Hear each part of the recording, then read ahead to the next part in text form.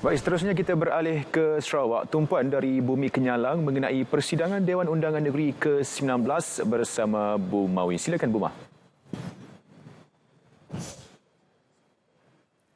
Baik, terima kasih Alif. Tiada kekurangan guru yang kritikal di Sarawak. Menteri Pendidikan, Inovasi dan Pembangunan Bakat, Datuk Roland Sagawiin berkata, bagaimanapun masih terdapat isu mengenai penempatan guru berikutan pengkhususan mata pelajaran pengajaran atau dikenali sebagai option mengajar dan hal berkaitan keluarga. Datuk Roland menambah adalah satu dasar untuk meletakkan pasangan bersama di lokasi yang sama. Semasa menyampaikan ucapan penggulungan kementeriannya pada persidangan Dewan Undangan Negeri di Kuching, beliau turut memaklumkan Sarawak telah mencapai nisbah 90-10 guru Sarawak dan bukan Sarawak. Justru beliau berterima kasih kepada Kementerian Pendidikan atas usaha mencapai nisbah tersebut. Sementara itu, Datuk Roland juga memberitahu guru mempunyai sedikit masalah dalam menyampaikan bahasa Inggeris bagi kedua-dua mata pelajaran sains dan matematik. Bagaimanapun, terlalu awal untuk menentukan impak program itu kerana ia akan mengambil keseluruhan pendidikan rendah selama 6 tahun untuk mengukur kesannya. Namun begitu, beliau yakin program itu mampu mencapai impak yang diinginkan dalam jangka masa panjang. Pengajaran sains dan matematik dalam bahasa Inggeris mula dilaksanakan pada tahun 2020, kini memasuki tahun ketiga. Manakala program pembangunan profesional berterusan untuk guru sains dan matematik berada di tahun keempat sejak 2019. Program tersebut sehingga kini telah memberi manfaat kepada lebih 80,000 pelajar dan 5,100 guru di seluruh negeri. Baik, Kementerian Pendidikan, Inovasi dan Pembangunan Bakat memperuntukkan 1.25 juta ringgit tahun hadapan untuk menjalankan kursus peningkatan kemahiran Raspberry Pi untuk guru dan aktiviti berasaskan projek untuk pelajar. Menterinya Datuk Roland Sagawiin berkata, kementerian juga akan menganjurkan Forum Raspberry Pi 2023 yang bertujuan mempamerkan hasil kerja kreatif guru yang pernah mengikuti latihan Raspberry Pi antara 2022 dan 2023. Datuk Roland menjelaskan forum tersebut juga akan menyediakan platform untuk guru yang akan bertindak sebagai Pi Stars kementerian yang akan berkongsi pengalaman dan amalan terbaik mereka. Beliau menambah guru-guru terbabit akan kembali ke daerah masing-masing sebagai jurulatih untuk guru lain dan secara berturut-turut mencurahkan pengetahuan dan kemahiran yang diperlukan kepada pelajar. Dalam pada itu, Datuk Roland dalam ucapan penggulungan bagi kementeriannya memaklumkan seramai 500 pelajar telah dilatih di seluruh negeri ini di bawah program Upskilling for Deep Tech and Future Skill. Katanya program itu di bawah peruntukan 3 juta ringgit daripada Kementerian Sains, Teknologi dan Inovasi MOSTI yang dijalankan dari Ogos hingga Oktober tahun ini. Di bawah program itu, pelajar telah bekerja di 141 syarikat tempatan dalam pelbagai bidang latihan.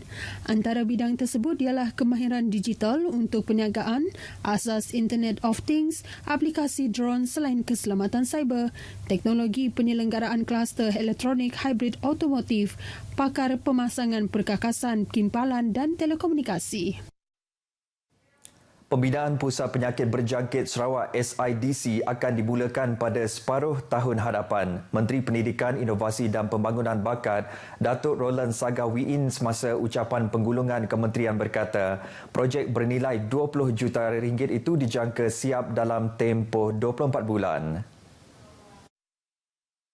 Datuk Roland menambah, SIDC melalui Majlis Penyelidikan dan Pembangunan Sarawak telah bekerjasama dengan beberapa institusi penyelidikan terkenal dunia termasuk Institut Alergi dan Penyakit Berjangkit Kebangsaan Amerika Syarikat, College Imperial London, Institut Kesihatan Tropika dan Awam Switzerland dan Universiti Oxford. Selain itu, pusat itu juga akan bekerjasama dengan institusi pengajian tinggi tempatan iaitu Universiti Malaysia Sarawak UNIMAS, Universiti Teknologi Kertin Malaysia Sarawak, Universiti Teknologi Swinburne Sarawak, Universiti Teknologi Sarawak UTS, Universiti Teknologi Mara UiTM Sarawak dan Universiti Putra Malaysia Kampus Bintulu. Sementara itu, Pusat Biodiversity Sarawak SBC telah menandatangani perjanjian perkongsian faedah BSA dengan Komuniti Bidayah Kampung Semedang Penrisen dan Komuniti Iban Rumah Simon Lubuk Antu untuk bekalan minyak pati bunga taang. Datuk Roland berkata, sebagai permulaan, bekalan mampan 517 liter minyak pati Edonasara sebagai ramuan produk dicapai tahun ini. Ini katanya kerja berkaitan dengan masyarakat SBC setakat ini terlibat dengan 24 komuniti di Sarawak dalam program dokumentasi pengetahuan tradisional. Jelasnya program itu membawa kepada dokumentasi sebanyak 6,568 tumbuhan tradisional dari 111 tapak di seluruh Sarawak.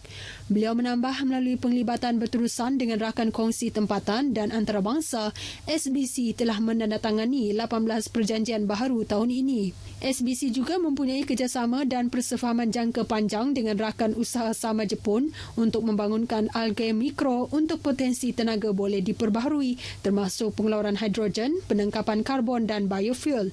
Oleh itu, tapak seluas 40.5 hektar telah diperuntukkan di Samarahan untuk membina Taman Bioindustri Sarawak, kemudahan untuk SBC menjalankan penyelidikan di peringkat yang lebih tinggi dan aktiviti pengkomersialan. Taman Bioindustri Sarawak akan menawarkan lot kepada pertubuhan penyelidikan dan industri berasaskan bio lain untuk beroperasi. Dengan peruntukan RM2 juta untuk 2023, pembangunan fasa 1 taman itu akan bermula tahun depan dan akan dilaksanakan dalam 4 fasa sehingga 2035. Kerajaan Sarawak kini dalam perancangan membina stesen-stesen jana kuasa baharu di Sarawak bagi memenuhi permintaan bekalan elektrik yang semakin meningkat. Menteri Utiliti dan Telekomunikasi Datuk Julahi Narawi berkata ini termasuk pembinaan jana kuasa dengan berkapasiti 2,577 megawatt di 4 kawasan iaitu Combined Cycle Gas Turbine CCGT di Miri, CCGT di Samalaju, sistem solar di Empangan Batang Air dan Empangan Baleh. Datuk Julahi memberitahu stesen-stesen jana kuasa tersebut dijangka siap di antara tahun depan hingga 2028. Beliau berkata demikian pada sesi penggulungan bagi kementeriannya di Dewan Undangan Negeri di Kuching. Sementara itu, beliau juga memaklumkan pihak kementerian berhasrat untuk memperkenalkan Water Conservation Surcharge bagi penggunaan air melebihi 35,000 liter sebulan seisi rumah.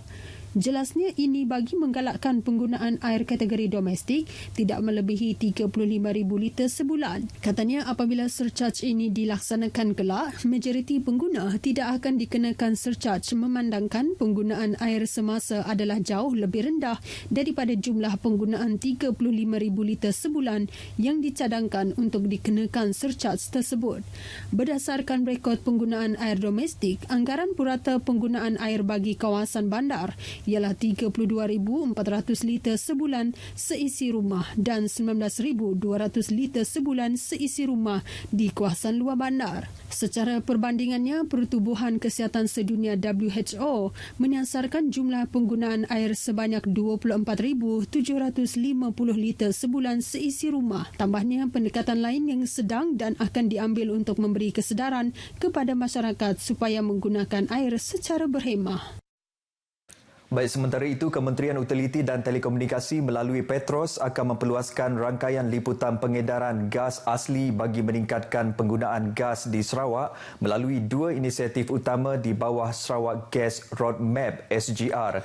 Menterinya Datuk Julahi Narawi berkata 2 inisiatif itu dilaksanakan oleh Bintulu Samalaju Gas Pipeline dan PEN Sarawak Virtual Pipeline System VPS ke bandar-bandar utama.